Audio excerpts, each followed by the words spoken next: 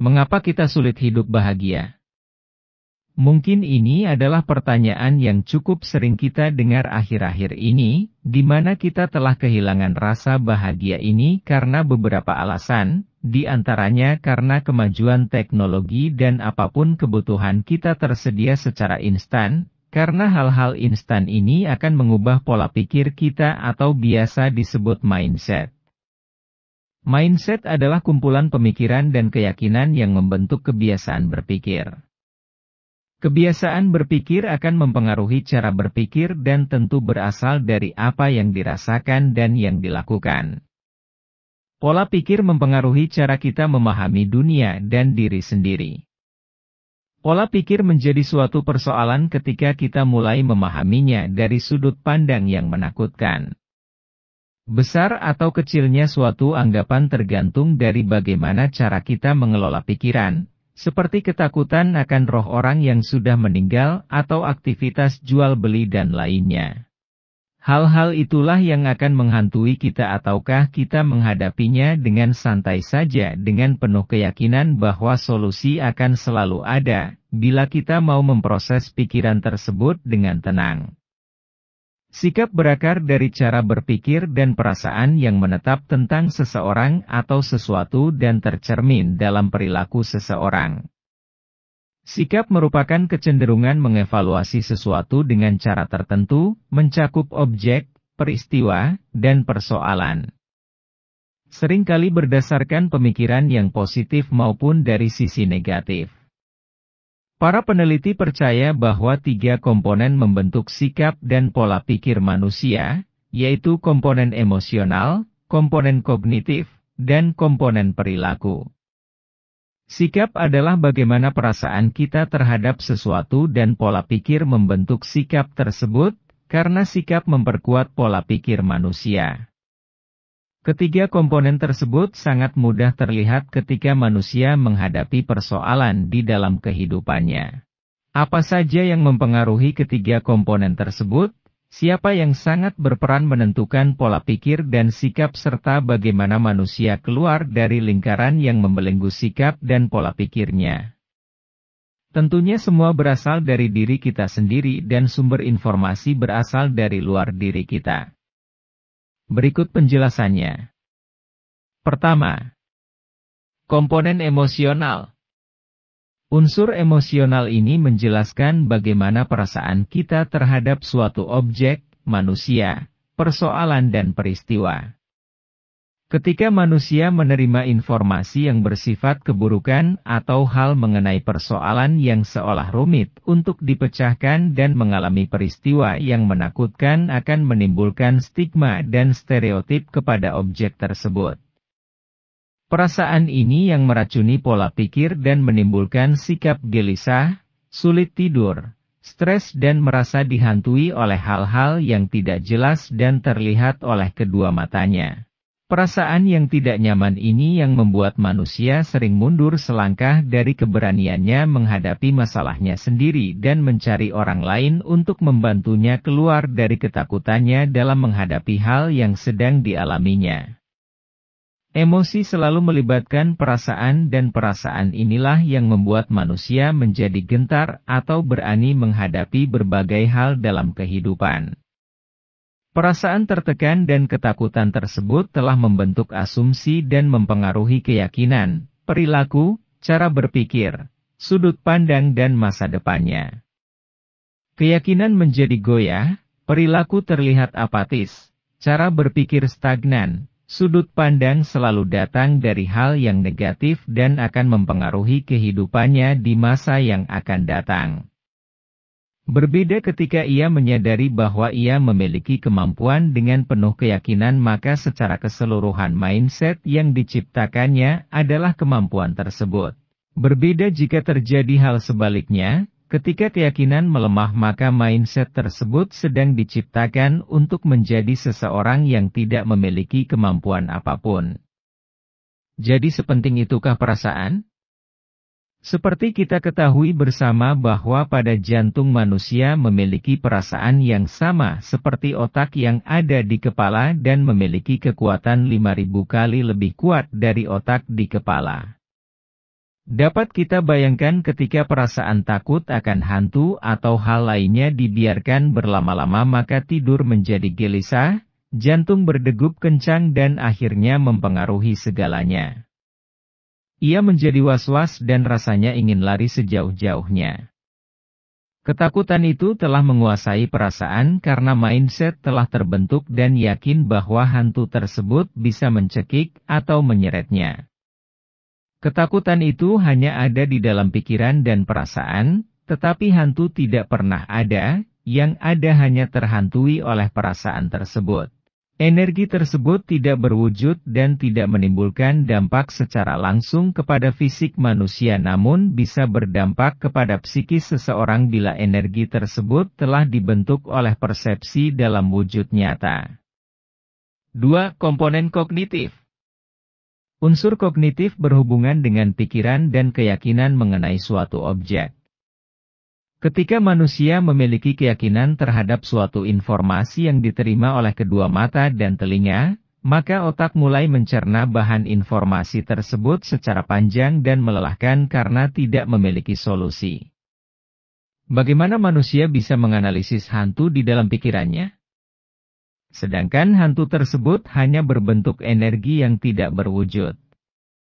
Peristiwa yang dapat diolah ke dalam bentuk solusi tentu berhubungan dengan nalar atau logika. Logikanya, hantu tidak dapat melakukan apapun kepada manusia. Ia hanya menghantui saja sesuai informasi yang pernah tersimpan di dalam gen manusia bahwa hantu memiliki suara yang seram, memanggil-manggil, dan lain sebagainya. Data yang tersimpan lama di dalam sel tersebut keluar ketika otak melakukan panggilan ulang terhadap informasi yang ada tentang hantu. Maka tentunya bahan ini yang akan diolah oleh otak manusia dalam bentuk pikiran. Apakah kita akan menemukan solusi ketika otak melakukan proses nalarnya mengenai hantu? Tentu tidak, karena mata tidak pernah menangkap bentuk yang sesungguhnya. Bagaimana dengan orang-orang yang pernah melihat hantu? Melihat dengan nyata berarti ia memiliki bentuk fisik, apakah kita bisa menyentuhnya? Bila kita dapat menyentuhnya berarti bukan ulah pikiran. Berbahayanya pikiran adalah sering membesar-besarkan suatu peristiwa yang tidak terlalu jelas.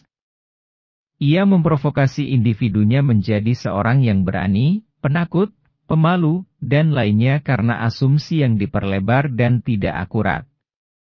Pikiran ini harus dikendalikan dan dibentuk menjadi positif atau positif mindset, bila tidak ia dapat menjadi musuh terbesar tak terlihat yang berada di dalam tubuh dan merajai manusia. 3. Komponen perilaku. Unsur ini berhubungan dengan sikap yang dapat mempengaruhi perilaku individu, ketika pikiran dan perasaan tidak menentu.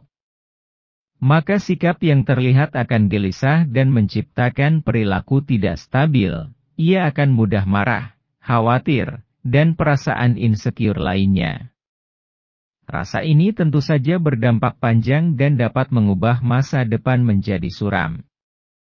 Perilaku mencerminkan pola pikir dan perasaannya, di mana keduanya sangat berkontribusi dalam kesuksesan hidup seseorang dan membuatnya menjadi mudah untuk merasakan kebahagiaan. Secara keseluruhan rangkaian antara kebahagiaan dan masa depan saling terkait dengan cara manusia mengelola pikiran dan perasaannya di masa kini. Mindset tersebut yang menyetir manusia menuju tempat yang diinginkannya dan meninggalkan hal yang tidak berguna, tentunya dengan cara tidak lagi bersama pikiran yang tidak perlu.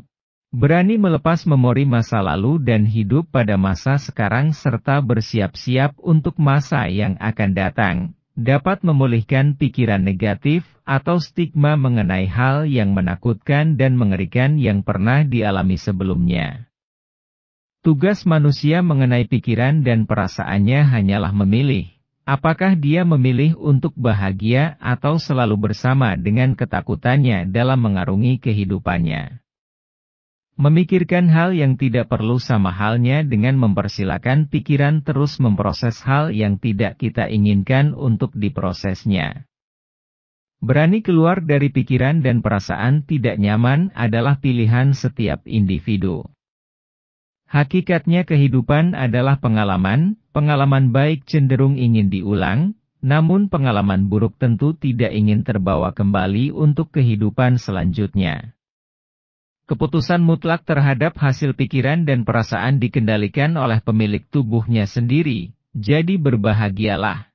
Lalu, kunci hidup bahagia itu apa saja? Mungkin hal ini pernah terlintas di pikiranmu, ketika kamu sedang di posisi yang kurang bahagia. Sumber kebahagiaan itu bisa datang dari mana saja, seperti lingkungan, keluarga, teman, ataupun sumber-sumber lainnya. Namun, sebenarnya sumber utama rasa kebahagiaan itu datang dari diri sendiri. Jika diri kamu saja tidak bahagia, bagaimana caranya untuk membahagiakan orang lain? Kalau dirimu sudah bahagia, selanjutnya kamu bisa membahagiakan orang-orang di sekitarmu. Berikut adalah kunci hidup bahagia yang bisa kamu lakukan, dilansir dari Action for Happiness. Terdapat 10 kunci hidup bahagia yang bisa kamu lakukan dengan mudah, yaitu: pertama, memberi. Yaitu melakukan sesuatu untuk orang lain. Peduli terhadap orang lain adalah dasar kebahagiaan kamu. Membantu orang lain tidak hanya baik untuk mereka, tetapi juga membuat kamu lebih bahagia dan sehat. Memberi juga menciptakan hubungan yang lebih kuat di antara orang-orang dan membantu mewujudkan masyarakat yang lebih bahagia. Tidak harus memberi orang lain dengan uang, kamu juga dapat memberikan waktu, ide, dan energi. Jadi, jika kamu ingin merasa lebih baik, lakukan hal yang baik juga. 2. Berhubungan. Yaitu, terhubung dengan orang-orang di sekitar. Hubungan adalah kontributor keseluruhan yang paling penting untuk kebahagiaan. Orang dengan hubungan sosial yang kuat dan luas akan merasa lebih bahagia, lebih sehat, dan hidup lebih lama. Hubungan dekat dengan keluarga dan teman memberikan cinta, makna, dukungan, dan meningkatkan perasaan harga diri kita. Selain itu, juga membawa rasa memiliki. Jadi, mengambil tindakan untuk memperkuat hubungan dan menciptakan koneksi baru sangat penting untuk kebahagiaan. 3. Berolahraga. Tubuh dan pikiran kamu terhubung satu sama lain, menjadi aktif membuat kamu merasa lebih bahagia dan baik untuk kesehatan fisikmu. Hal ini bisa langsung meningkatkan suasana hati kita dan bahkan dapat mengangkat kita keluar dari depresi. Tidak perlu olahraga yang berat-berat, lakukan saja gerakan yang sederhana agar tetap aktif setiap hari. 4. Menjaga kesadaran. Belajar untuk lebih sadar ketika mengerjakan apapun, termasuk ketika berangkat ke tempat kerja, makan, atau berinteraksi dengan orang lain. Ini membantumu menyelaraskan perasaanmu dan menghentikanmu untuk memikirkan masa lalu atau mengkhawatirkan masa depan yang buruk. 5. Mencoba belajar hal-hal baru. Belajar memengaruhi kebahagiaan dalam banyak cara yang positif. Ini akan membawamu pada ide-ide baru dan membantumu tetap ingin tahu dan terlibat, dan juga memberimu rasa pencapaian dan membantu meningkatkan kepercayaan diri dan ketahananmu. Kamu bisa bergabung dengan klub motor, belajar berbisnis, mencoba olahraga baru dan masih banyak lagi. Nantinya kamu bisa membagikan ilmu baru yang kamu miliki pada teman-temanmu. 6. Memiliki tujuan dan punya sesuatu untuk dikejar. Memiliki pikiran positif tentang masa depan adalah penting untuk kebahagiaanmu. Karena kamu membutuhkan tujuan untuk memotivasi dan harus cukup menantang untuk menggairahkanmu, tetapi juga dapat dicapai. Memilih tujuan yang ambisius namun realistis memberikan arah hidupmu dan membawa rasa pencapaian dan kepuasan ketika kamu mencapainya. 7. Tingkatkan ketahanan, dan temukan cara untuk bangkit kembali dari keterpurukan. Pasti kamu memiliki waktu di mana kamu merasa stres, kehilangan, gagal, atau bahkan trauma dalam hidupmu. Namun, bagaimana cara kamu menanggapi semua hal tersebut akan berdampak besar pada kebahagiaanmu. Memang tidak mudah melakukannya, tapi ketahanan hidup yang baik pada dasarnya merupakan hal yang bisa kamu latih dan pelajari. 8. Selalu memiliki perasaan yang baik dan melihat apa yang bagus. Hal baik memang tidak selalu terjadi dalam hidup, tapi kita juga harus realistis tentang pasang surut kehidupan, namun ada baiknya untuk selalu fokus pada aspek baik dari situasi apapun. Lebih baik merasa gelas setengah penuh daripada gelas setengah kosong. 9. Menerima semua yang dimiliki dan nyaman dengan diri sendiri. Tidak ada yang sempurna di dunia ini, jangan pernah kamu membandingkan bagian dalam dirimu dengan orang lain. Memikirkan kekurangan dan membandingkan dirimu, itulah yang membuatmu sulit untuk bahagia. Coba untuk menerima dirimu secara menyeluruh, mulai dari kekurangan hingga kelebihan. Hal ini akan mampu membuatmu merasa lebih bahagia dan membuatmu juga menerima orang lain apa adanya. 10. Jadikanlah dirimu bagian dari sesuatu yang lebih berarti dan penting. Orang-orang yang memiliki makna dan tujuan dalam hidup, mereka lebih bahagia, merasa lebih memegang kendali, dan mendapatkan lebih banyak dari apa yang mereka lakukan. Namun, di mana kamu bisa menemukan makna dan tujuan itu? Bisa saja dari keyakinan atau agama yang kamu miliki. Jawaban setiap orang akan berbeda-beda, tetapi semuanya melibatkan keterhubungan dengan sesuatu yang lebih besar dari dirimu sendiri. Itulah 10 kunci hidup bahagia yang bisa kamu terapkan dalam kehidupanmu agar lebih merasa senang, bahagia dan bersyukur atas apa yang kamu miliki. Penting untuk memahami apa yang menyebabkan kita stres dan depresi untuk mencegah pikiran negatif itu kembali menyerang kita. Dan yang terpenting selalu bersyukur atas apa yang diberikan Tuhan pada kita dan percaya bahwa semua keadaan kita adalah yang terbaik, dengan meningkatkan skill dan kemampuan yang ada agar tidak minder dengan orang lain. Serta yang sering dilupakan adalah selalu bergerak, beraktivitas dan bersosialisasi layaknya orang-orang pada umumnya. Karena memang kita pada dasarnya adalah makhluk sosial yang harus terus bergerak dan saling berkomunikasi. Semoga apa yang kami sampaikan bermanfaat. Terima kasih sudah menonton dan sampai jumpa.